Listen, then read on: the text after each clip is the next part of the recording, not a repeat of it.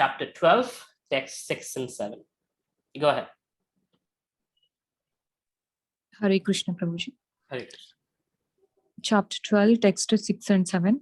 Yetu sarvani karmani mai sanyasya matparaha ananyenaiva yogena mam dhyayayanta upasate tesam aham samudharta mrityu samsara sagarat bhavamina chirat bharda me avesita chetasam.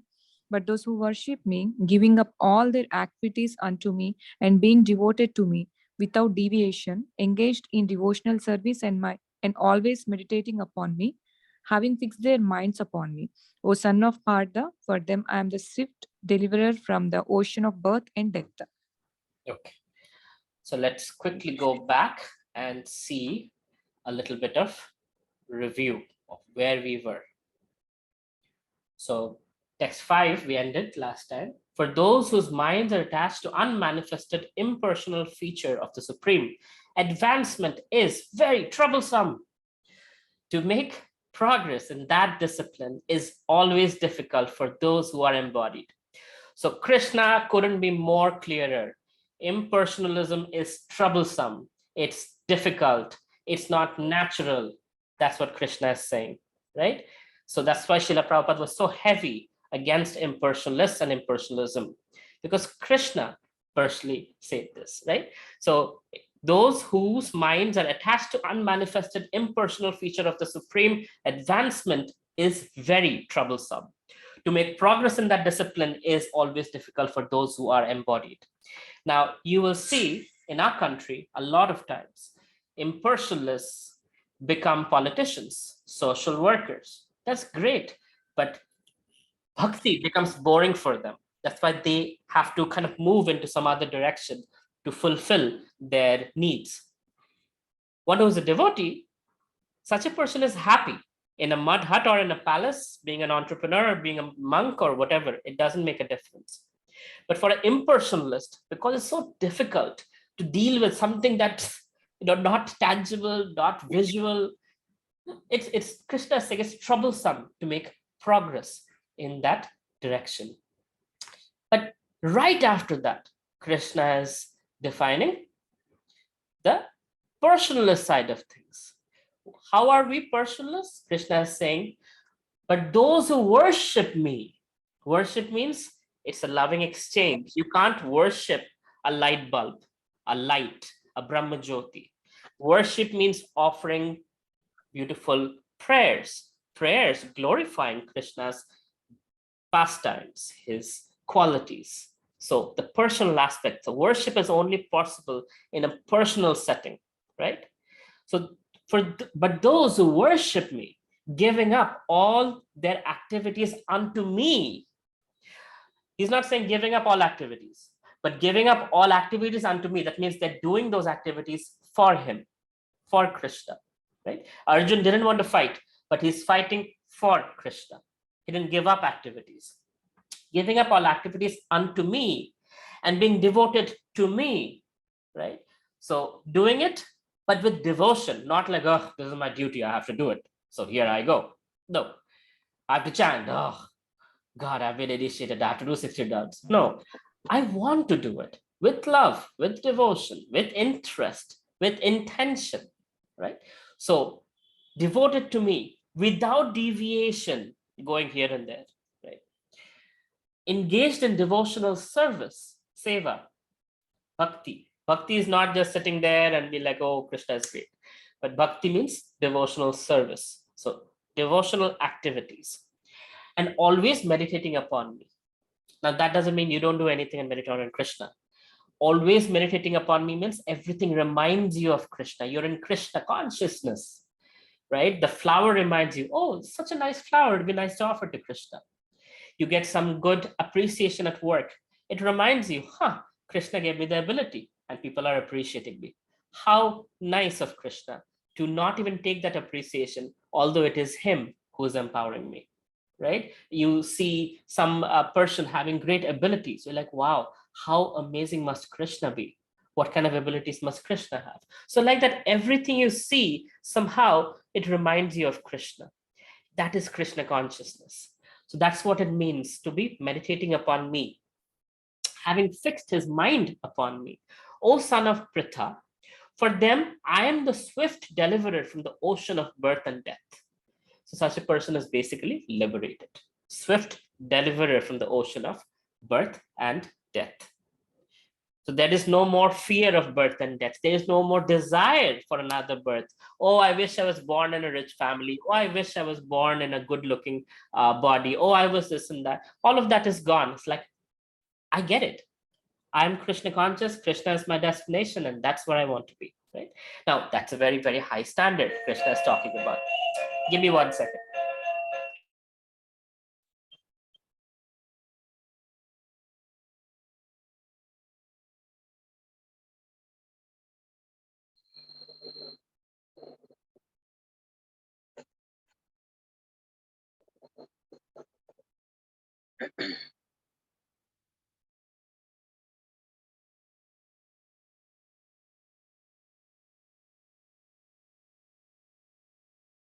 Forgive me. Um, all right. So this is a very, very high standard. And chapter 12 is purely about bhakti yoga. Although chapter 7 onwards, it's been bhakti, bhakti, bhakti. But chapter 12 is actually Krishna making bhakti yoga also very accessible. So initially, if you remember, the first few chapters, Krishna defines karma yoga, dhyana yoga, jnana yoga, this, that. So there's a lot of things Krishna, and then Ashtanga yoga in chapter 6. And then finally, Krishna ends chapter 6 by saying, according to my opinion, one who worships me with love and devotion, that is the highest kind of yoga. And that is bhakti yoga. And then chapter 7 starts describing bhakti yoga, Krishna describing himself, Krishna describing the kinds of people who come to him, what kind of intentions they come with, and all of that. Right? So chapter 7, chapter 8, chapter 9, most confidential knowledge. Chapter 10, Krishna talks about his own glories. Chapter 11, Krishna is showing his Vishwarup form. And chapter 12, finally, Arjuna has understood Krishna is God. He has understood basics of bhakti. And now to implement bhakti, to execute bhakti, chapter 12 is there, where Krishna is going to break it down for all of us. Right? We are all at different levels of bhakti. Some are very advanced, some are mid-level advanced, some are very new. So just watch Krishna's nature as a teacher, as an inclusive leader who is making it available and inclusive for all kinds of people to practice bhakti. So he starts with the highest level, right, which he just gave, which is might be intimidating for some, like, oh, how do I meditate on Krishna all day, or how can I be there without deviation? I'm constantly deviated here and there. Like some of us were writing in the Philosophy Friday group that, oh, when I chant, I am not able to focus my mind and this and that. So this might be a very high level thing for us. So let's see what Krishna says after this. Go ahead, Ragni Mataji.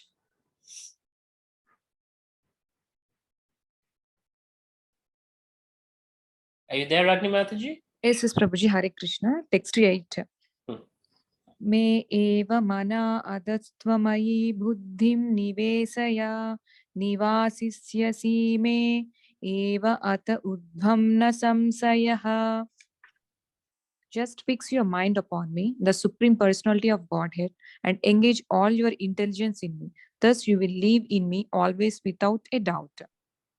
Okay, keep going. Text 9. Atha chittam samadhatum na saknosi mayi stiram abhyasa yogena tato mam ichchaptum dhananjaya. My dear Arjuna, O winner of wealth, if you cannot fix your mind upon me without deviation, then follow the regulative principles of Bhakti Yoga. In this way, develop a desire to attain me. So you keep, observing how Krishna is going to say, if you cannot, then do this. So we'll see the following verses how Krishna is being more and more inclusive. Go ahead, Mataji.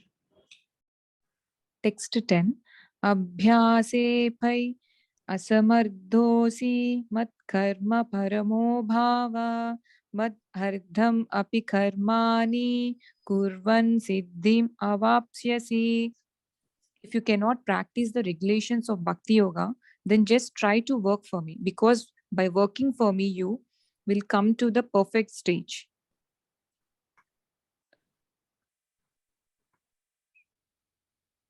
Go ahead. Text 11. Athaid api asaktosi kharthum madhyogam ashritaha sarva karma phalatyagam tatha kuru yatatmavan. If, however, you are unable to work in this consciousness of me, then try to act giving up all results of your work and try to be self-situated.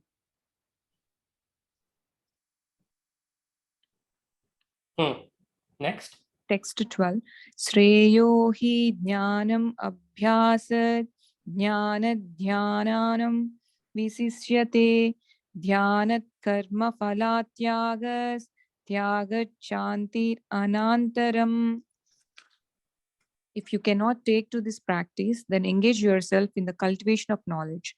Better than knowledge, however, is meditation, and better than meditation is renunciation of the fruits of action. For by such renunciation, one can attain peace of mind. Okay. So we'll pause here. Now, as I was saying, Krishna is being extremely inclusive. So we'll slowly break it down phase by phase as Krishna is defining. If you cannot do this, do this. If you cannot do this, do this. If you cannot do this, do this, right? So what does that include? So there is a beautiful lecture of my spiritual master actually just going through Bhagavad Gita chapter 12. Maybe next time I can do that as a presentation. But for now, let me go through the verses. Yes. So Krishna, after giving that highest level, 6, 7 that we read, that those who worship me, giving up all activities unto me, being devoted to me, da da da da, it's like the highest epitome of saturated bhakti. Okay, if that's too hard, just fix your mind upon me, the Supreme Personality of Godhead, and engage all your intelligence in me, then you will live in me always without a doubt. So basically, fixing our mind. So the intention, fixing our mind means intention, being Krishna conscious. For example, if we are in love with someone, right? If we see a movie, we want to share that movie, watch that together. If we see there is ice cream, we want to share that ice cream with that person. If we are hearing a song, we want to share that song with that person, right? So everything reminds us, I want to share this. I want to involve the other person who I am in love with. So similarly, when we are Krishna conscious and our intentions are aligned with Krishna's intentions, everything is an opportunity for us to serve Krishna, right? So what does it mean that Krishna, when he says that you're just fix your mind upon me? So all things lead to that one goal. If our goal of life is to love Krishna, to serve Krishna, any opportunity we see, oh, here is a nice opportunity to serve Krishna, right? And engaging our intelligence, we figure out how to use that opportunity to serve Krishna. And thus, you will be always with me without a doubt. You live in me always, Krishna is saying. So, for example, I was basically running a preaching program in my college in Illinois Institute of Technology. And our university declared that all the grad students who are coming from China will be required to take 70 hours of internship where they have to speak English, make presentations in English, do everything in English, so that their English gets up to speed, because generally Chinese students have bad English, unlike Indians or others. So I saw that, I'm like, that's an opportunity to serve Krishna.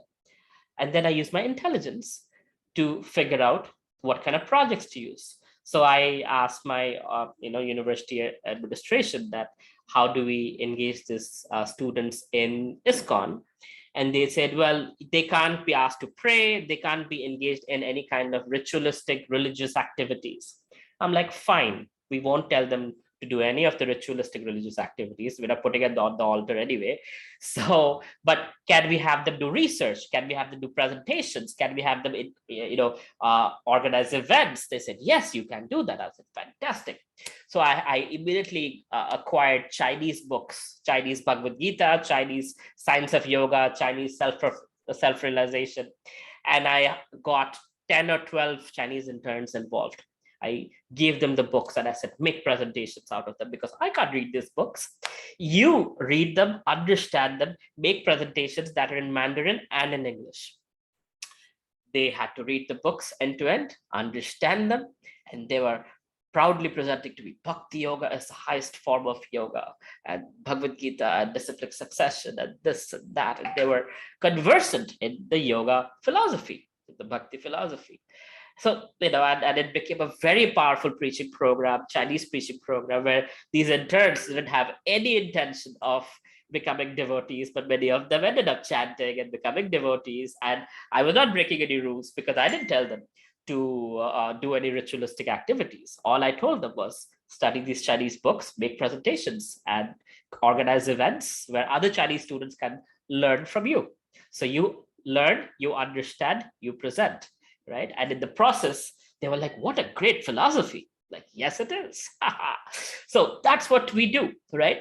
That's what this verse, I'm not glorifying myself, although I am a narcissist. Forgive me for that. But that's not my intention. My intention is to give an example where Krishna is saying, fix your mind upon me. So that when an opportunity arises, when a mind is fixed on Krishna's goals or Krishna conscious goals, then that opportunity, suddenly our intelligence comes in handy. Engage all your intelligence in me, and we are able to use that opportunity somehow in sharing the knowledge of Krishna consciousness, giving prasadam to people, making people's lives better using Krishna consciousness, and somehow or other allowing people to experience Krishna conscious knowledge, Krishna conscious food, Krishna conscious music, something that gets them in touch with Krishna. And you know what happens when you get in touch with Krishna. What happens when you get in touch with Krishna? Just a question to all our great Vaishnavas. What happens when anyone comes in contact with Krishna? You feel ecstasy, you feel love. You're fortunate that you feel that. Many people might not. At the very beginning stage, when anybody comes in contact with the Bhagavad Gita or a little bit of prasad or the holy name, what is it? What is so significant about that connection?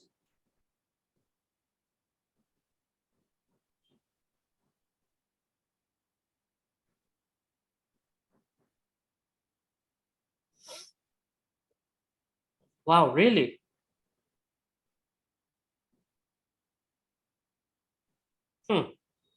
Or have I scared you guys? Can I give a hint? Please. You want me to give a hint? The hint will give out the answer. When someone comes in contact with Krishna for the first time, that is the seed. Go ahead, Shivam. Go ahead. Yes, Prabhuji, just trying. So our karmas get burned up. Well, first day your karma don't get burnt up. But it's the beginning of your karma getting burnt up. Yes. But more importantly, this is a seed of bhakti that gets planted in that person's heart. And that's the day their journey back to Godhead begins. It might take 100 lifetimes, it might take 100 years, it might take a month. But the point is, it's the beginning of the spiritual journey back home, back to Godhead. So if we are able to get anyone in touch with Krishna, knowingly or unknowingly, Krishna is Tribhanga Murari. If you see his posture, his lotus feet is kind of bent like this. So he's kind of bent. They call Bake Bihari, right? Or Tribhanga Murari, because he's a little bent. He's not like Lord Ramachandra, straight as an arrow. He's a little bent. So he goes in the heart and he gets hooked and he doesn't get out. So all you got to do is connect people to Krishna. Krishna would get out of their lives. Somehow or other, he will pull them in and they will eventually go back home, back to Godhead. So our job, we're not pure devotees. We can't transform people's lives, drastically, or maybe some of us can. But the point is, all we can do is connect them to Krishna, and Krishna can do the rest of the magic. So that's the most, it is actually the second birth, right? One birth is from our parents, but the second birth is when we are introduced to Krishna consciousness. So that's the significance of it. So if we can use our intelligence somehow or other to bring people to Krishna, right? That is the greatest charity work one can ever do. Many people enjoy doing charity. This is the highest form of charity one can do, is allow people to be introduced to Krishna consciousness, because it frees them from the pains of material life. If you're feeding someone, they're hungry, you're freeing them from the pain of hunger. But you're feeding them prasadam, you're freeing them not only from hunger, but also from all the things, all the difficulties, all the pains that come from material life. Even that suffering, it's the beginning of that suffering going away, right? All right, any questions?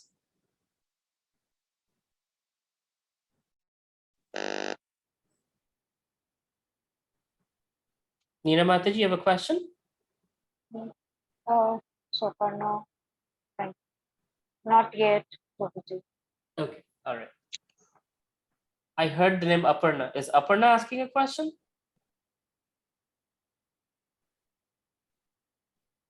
Okay. Hare Krishna. No, I was not asking a question, but I can add a line. As you said, it's the seed, right? So I was just thinking on the same line, because I'm also very new to Krishna consciousness, and I feel like, as you always mention, that Krishna is the seed-giving father. So one who is very new and gets introduced, like I would just speak about myself. I felt the same selfless love, unconditional love that a mother gives towards a child, and Krishna being the seed giving father, you can feel that selfless love. Like most of the things in this world has become very much conditioned, but in Krishna consciousness it's very pure and it's selfless. So yeah, he is indeed the seed giving father. Beautifully synthesized with that amazing verse. Thank you, Aparna Mataji. That was great. Krishanu, anything wrong today? Maybe get a better internet connection? Yeah, get a better internet connection. I can't even understand you. All right, moving on. So if fixing in your mind is difficult, Krishna is saying, if you cannot fix your mind upon me without deviation, then follow the regulative principles of Bhakti Yoga. In this way, develop a desire to attain me. So there comes the regulative principles of Bhakti Yoga. So chanting, Shravanam, Kirtanam, Smaranam, Vandanam, right? So you chant Hare Krishna, you eat prasadam, you talk about what you understood with your friends, you share the knowledge of Krishna consciousness, and slowly you get realizations. So, sorry, I think I misspoke something. Somebody is chastising me. All right.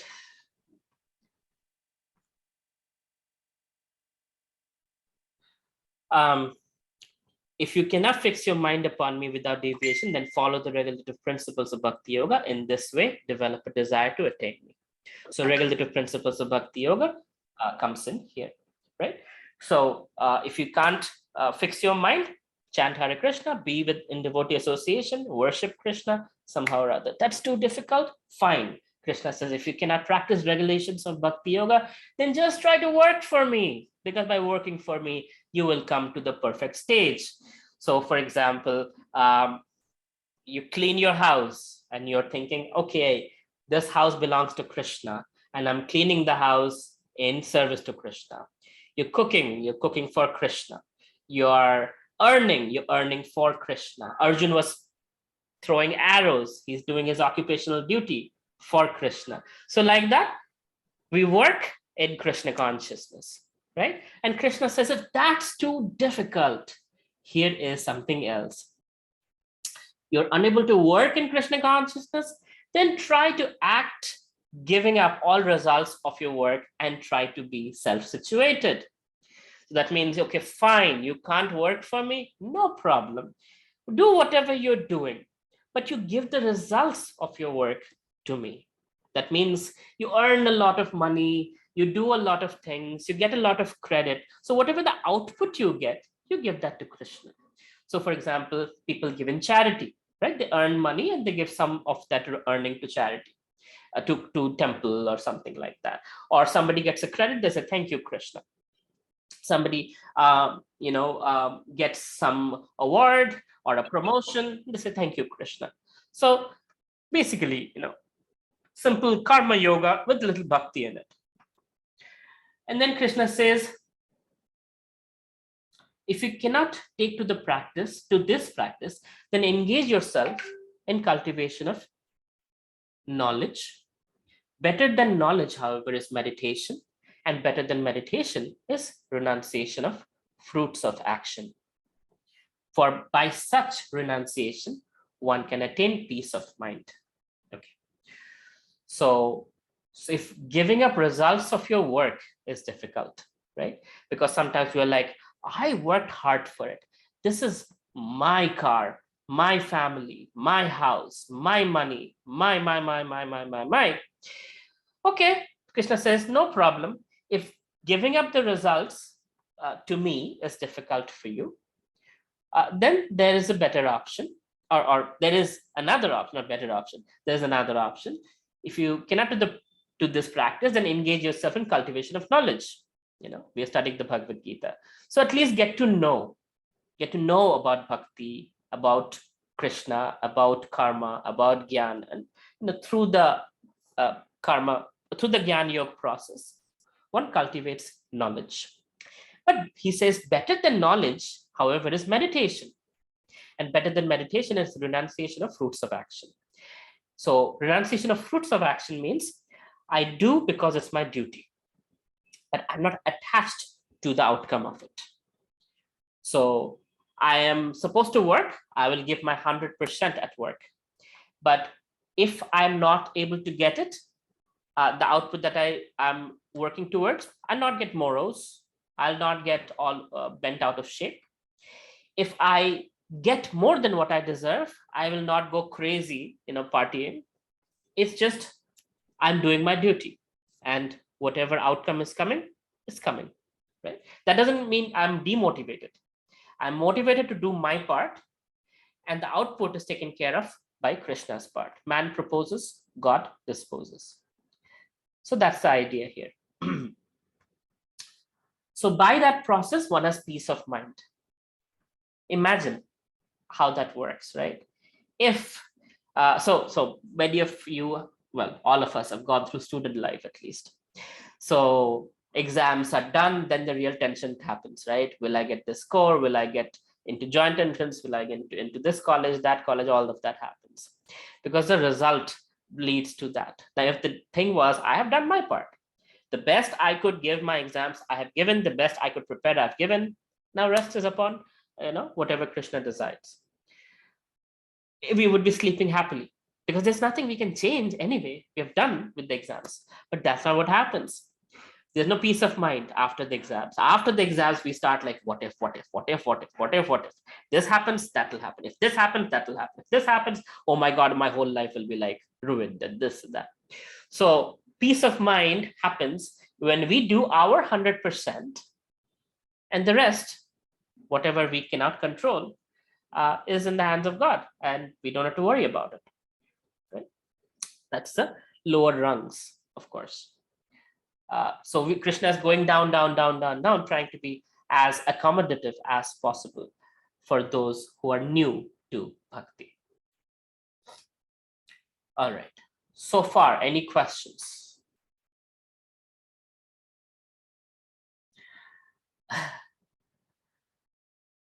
Okay.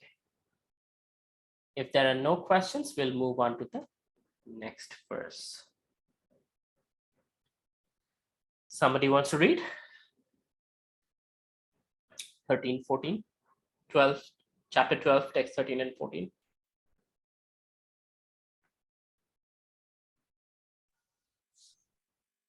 Shall I read them? Oh, yes, please. Please, Prabhuji, please carry on.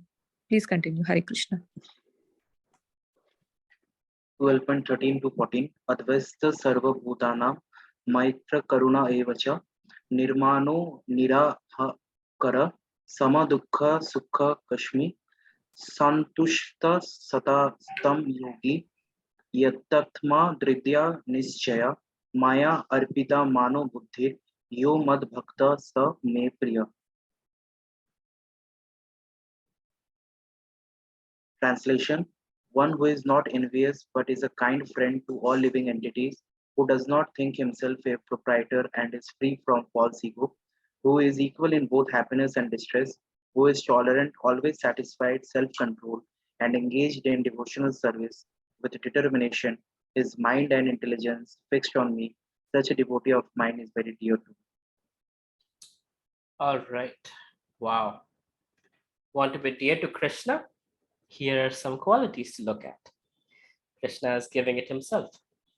One who is not envious, but is a kind friend to all living entities, not like just humans, just cats, just trees, but all living entities, right? One who is not envious. So to say it, in the spiritual world, there is everything. And what we have in the material world, it's a reflection of that. The original stuff is in the spiritual world. The only thing that is not there in the spiritual world is envy, right? Because envy is something that Krishna does not like, does not tolerate. When devotees are envious of each other or people in general, it's not a very nice quality to have, because it's the beginning of destruction. People want to hurt each other. That's envy. Why is that person getting the opportunity to read the verses or lead the kirtan or be a temple president or take that leadership role or whatever it might be, right? The envious nature destroys us. Envy comes from comparison.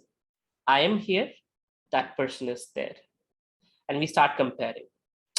I did all this, that person did all this. Why is that person getting all the attention and I am not? There might be reasons behind it. It's karma, there's history, there's all kinds of things. But the point is the fact that we are comparing ourselves with others. That's the beginning of envy. Once we compare, if we see ourselves better, pride. Oh, I'm better than others. Look at me, look at me. Or I'm doing everything, but I'm not able to keep up with them. Envy, right? Sometimes fantasy comes in, illusion. One day I will show them I'll be this. So like that, when we compare, the comparison is a very powerful enemy, because through comparison, one starts feeling all these burning sensations.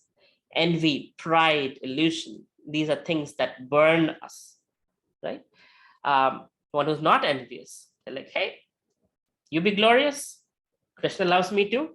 I'm happy. Krishna has 16,108 wives, and they're all happily serving Krishna because they all know Krishna is giving them full attention.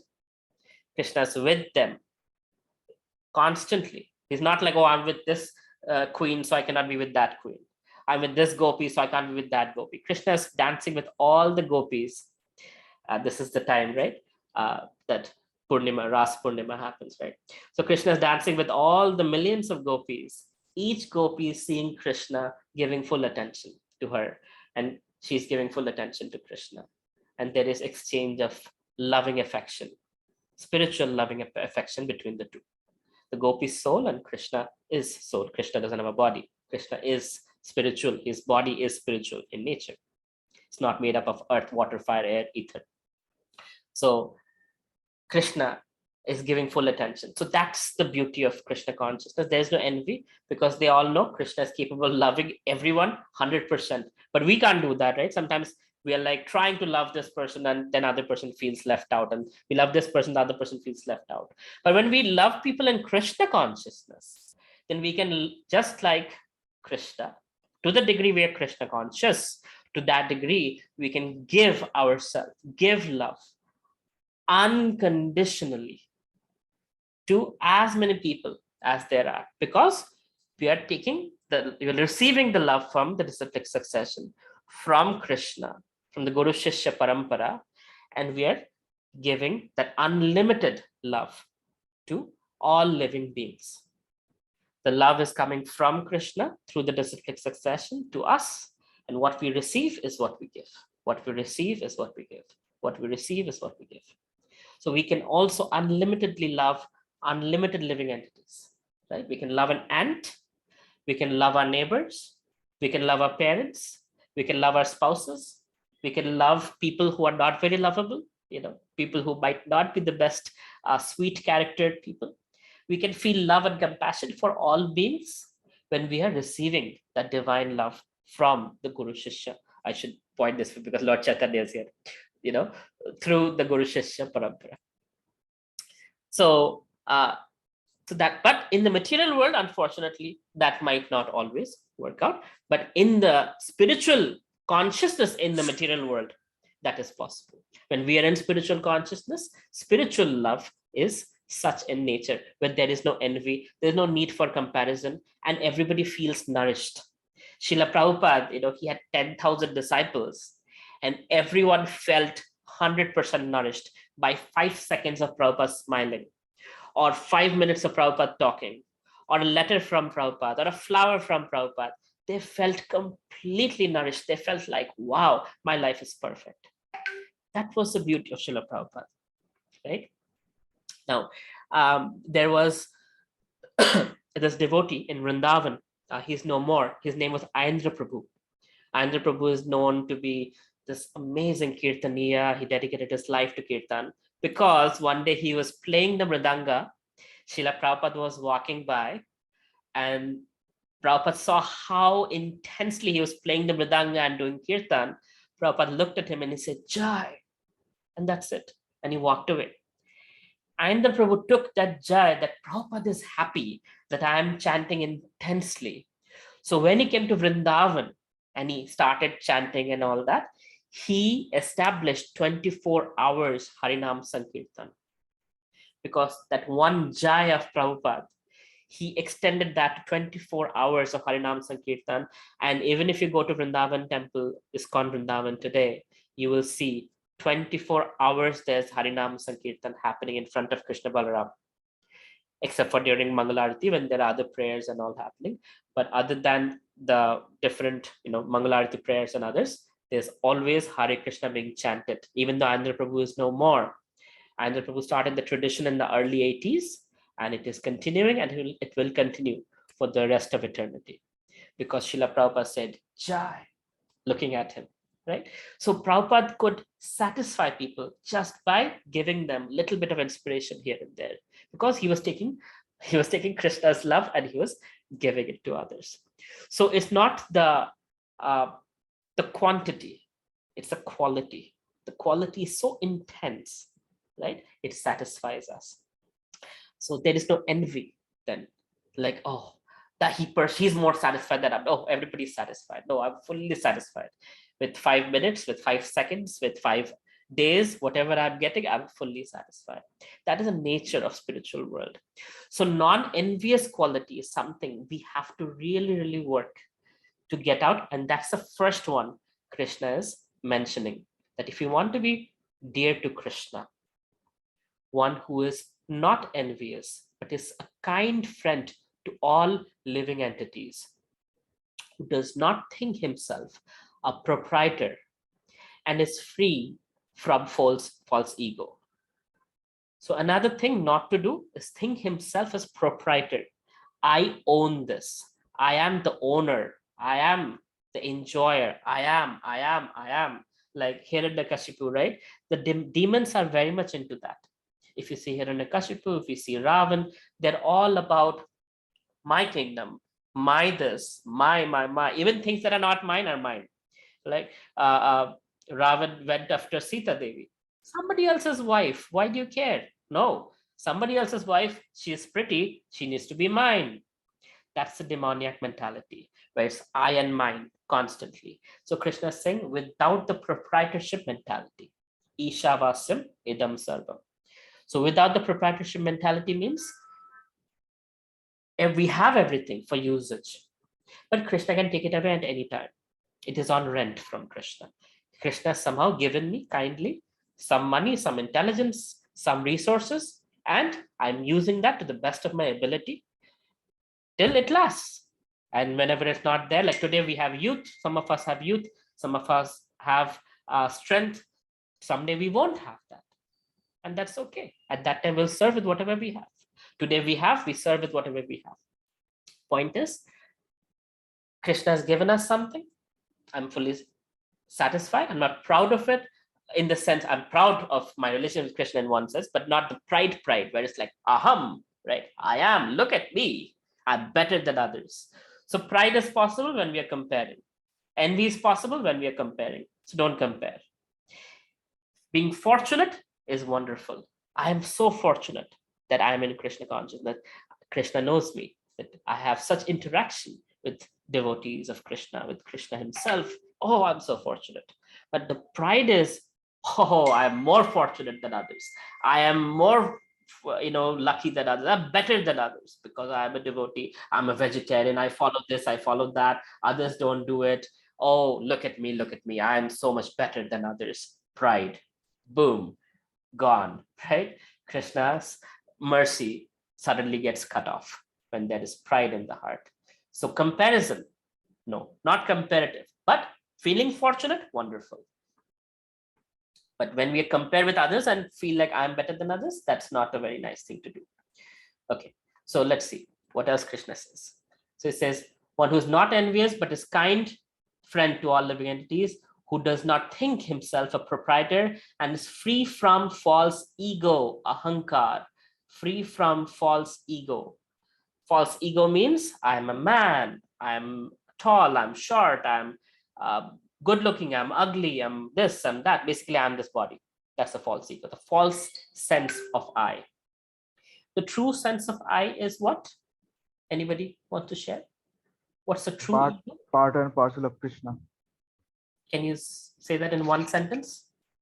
The true sense of I is I am a part and parcel of Krishna, and the spark of the Supreme Being.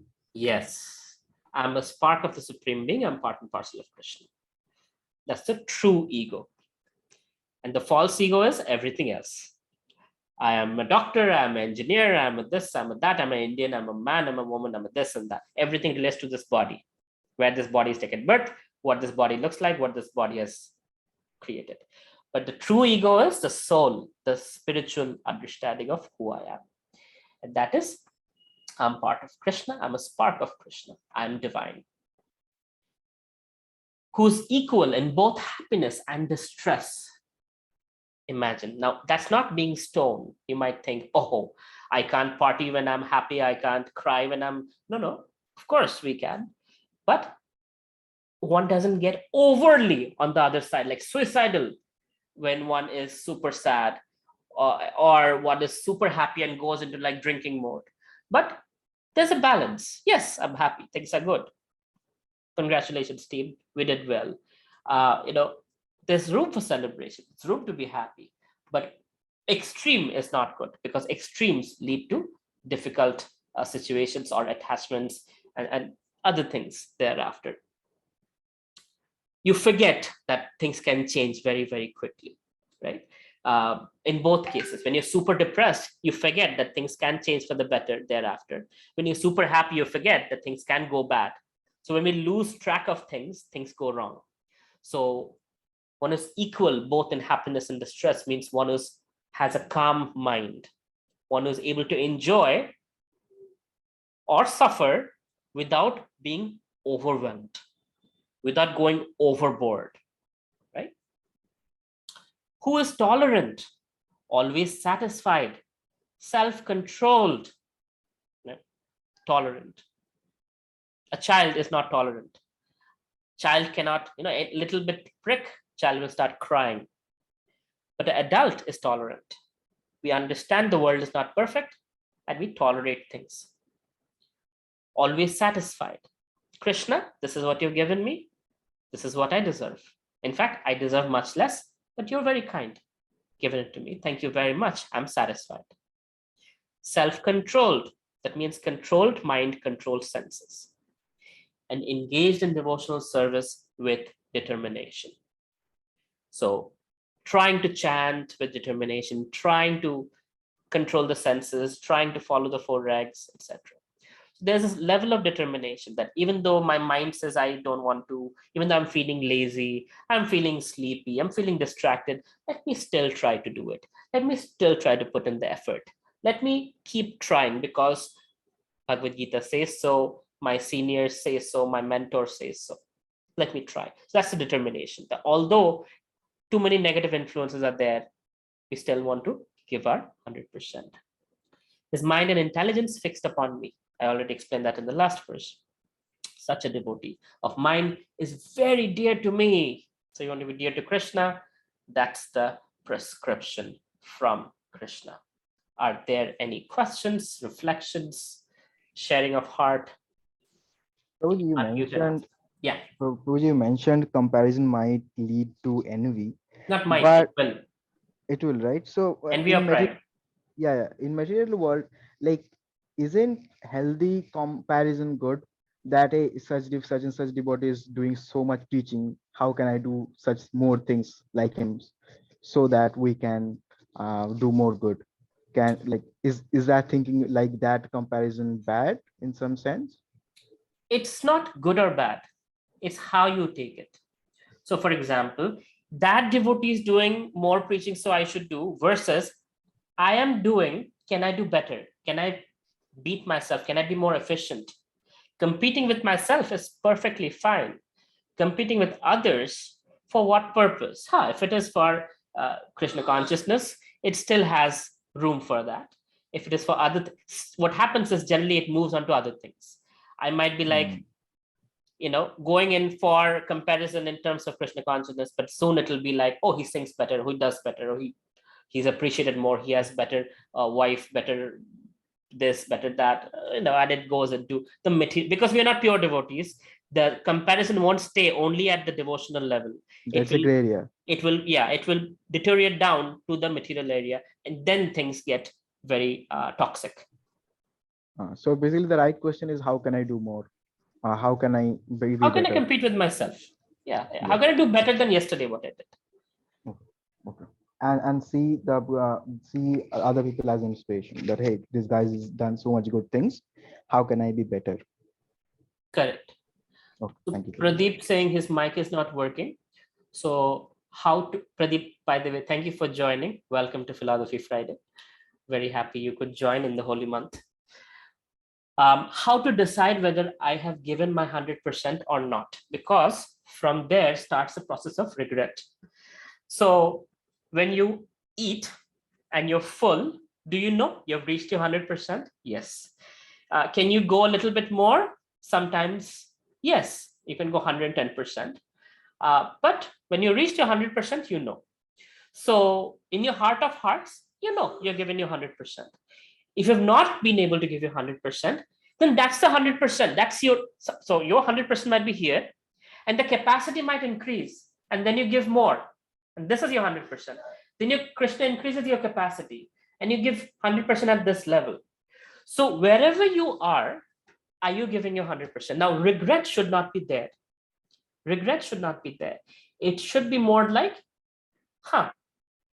I can give more. Let me try better. Let that be inspiration. I want to serve more. I want to do more. Let me be more efficient. Let me not waste time, right? Regret goes to guilt. Guilt goes to self-loathing. I'm such a loser. Oh, I can't do this. I can't be a devotee because I'm such a loser. So I don't want you to go through that kind of, Krishna says, na shochati na kanchati, right? No lamentation, no hankering. Hankering for the future, lamentation about the past. Oh, I wish I did this. Oh, I wish. No. Krishna says in Bhagavad Gita, don't do that. Don't regret. Now, if you do something horrible to someone, regret, please do regret. And correct yourself and reinstate back in action. That's fine. But just because you're not able to give your 100%, don't regret about that. What you need to do is find motivation to do more. Like, my dear Krishna, please help me so I can give my 100%. Okay, I get disturbed by some atheists. So how to not get disturbed? Well, have your root in Krishna such that you don't get disturbed by an atheist. Atheists should get disturbed by you, not the other way around. The atheist should get disturbed by your faith. That, wow, what kind of a person is this? That he has so much faith. There was Durga Puja happening. I was invited to a very big entrepreneur's house. And there was this guy who was an atheist standing next to me. I know him for a very long time. He's also from a very, very big business family. So I told him, can I use this time to break your atheism? He said, please do. So we had a 15-minute chat. And after that, he was like, whoa, my life just changed. The way I look at life, everything changed, right? That should be, of course, I have been in Krishna consciousness longer than you, but that should be our goal, that we should be such that atheists lose their faith in atheism, right? And that's possible when we first strengthen ourselves, our sadhana, our Krishna consciousness, our study of scriptures, our understanding of the knowledge of Bhagavad Gita. So how to not be disturbed? For now, stay away from atheists. Don't interact with them. Don't fight with them. Hold on, I'm not done, Prayash. Okay. Once you get stronger, then you can at least talk to them and give your perspective. Once you get really strong, you can defeat them, but not necessary that you do that all the time. I avoid fights, but if somebody offers a fight and I have no option to run, and there are people watching, which my life is very public, so people are always watching. So I have to defeat them to make sure other people's faith is instilled in Bhagavad Gita and they don't even think about atheism, right? So I will have to disseminate, demolish an atheist in one sense because of my public life, but you don't have to. But at least in your heart of hearts, your faith should be so strong that nobody can move you from your faith in Krishna. And that faith comes by learning scriptures through Shravanam, by hearing, through Smaranam, by remembering, through speaking and sharing realizations, and applying it in our lives on a daily basis. Okay, yes, Prayash, now go ahead. What do you want to say? Yeah, I wanted to say that if an atheist comes with atheistic philosophies, they cannot win because there's nothing there, no? No, they can win because a lot of us don't know. And they can come. In fact, I know atheists who are more well-versed in scriptures than us. Yesterday only, I met this atheist who goes to Vrindavan and Varsana all the time. He's read not only our scriptures, but also other scriptures. And I'm like, why? It's like just to show that you guys don't have any faith. So he's studying all this too. So no, they can actually pose such questions that can break our faith if we don't have enough backing of understanding. That's why it is important to understand the Bhagavad Gita, understand the basis of Vedic foundation, because you have not met demoniac atheists who pretend to be religious, but they can really destroy your faith. And thanks for doing this philosophy presentation for us to deal with our questions, to solve our queries. All goes to you, Prabhuji. All goes to Srila Prabhupada. So Aparna is saying, Aparna, is this something I should read out publicly? Let me see how to. Okay, I can read this publicly. How to be at all times at a forgive and forget mode. Is it recommended to always at this mode as per Krishna consciousness, since Krishna motivated Arjuna to fight against the wrongdoers? Wow. I wonder where this is coming from, the fighting spirit. How to always, at all times, be forgive and forget. You don't have to be anything always. See, Arjun, even after hearing the Bhagavad Gita from the Supreme Personality of Godhead, when his son died, Arjun became suicidal, right? He promised to end his life the next day if he was not able to kill his son's murderer. So even for Arjun, he was not perfect all the time. So we don't have to be forgive all the time, pure devotee all the time. We are humans. Let's be human. Let's be honest. That's number one. Number two, you say, is it recommended to always at this mode, as per Krishna consciousness, always be in this mode of forgive? It's recommended, but if you cannot, like in Bhagavad Gita chapter 12, Krishna is showing, this is the highest level. If you cannot, come to this level. If you cannot, come to this level. If you cannot, come to this level. So, wherever you can be there. There's no hard and fast rule. We are at different levels. We don't have to pretend to be somewhere up there. That's where problems begin, when we pretend to be something we are not. So it's okay if you're not able to forgive someone. It's going to burn you. Hey, you're going to suffer. And maybe that's where you are. And that's the thing you can't move forward from. And that's okay. It is okay to be at that stage. Pray to Krishna that you don't have to be at that stage. You can move on. Chant Hare Krishna, hear Krishna Katha, and purify yourself so you can move beyond that point. Does that help, Aparna? Yeah, it does, definitely. Thank you so much for Follow answering up? that, Hare Krishna.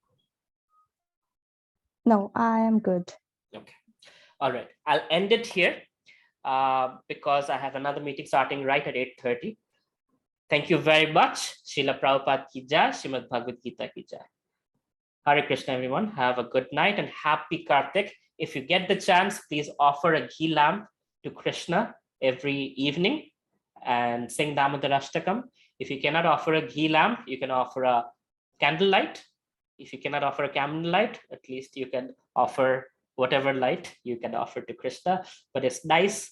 It's tremendous benefit to offer a diya and do arati of Krishna in the holy month of Damodar. And if you can visit holy dhams, please do. All right. Thank you very much. Have a good night. See you next week. Hare Krishna. Hare Krishna. Hare Krishna. Hare Krishna.